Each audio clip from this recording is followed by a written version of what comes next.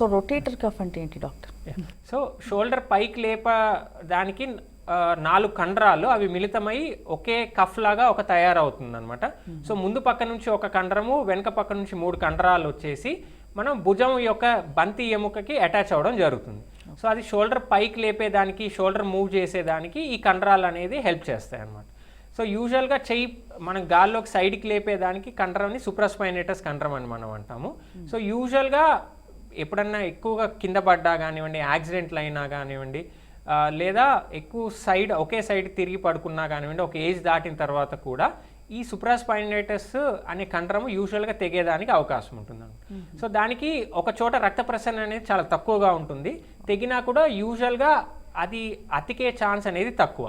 So దాని స్థానంలో దాన్ని మనం లాగి కుడితే తప్పితే అది అతకడం, ఆ గాయం అనేది మానదన్నమాట. సో అది యూజువల్గా 2 విధాలుగా చేయవచ్చు.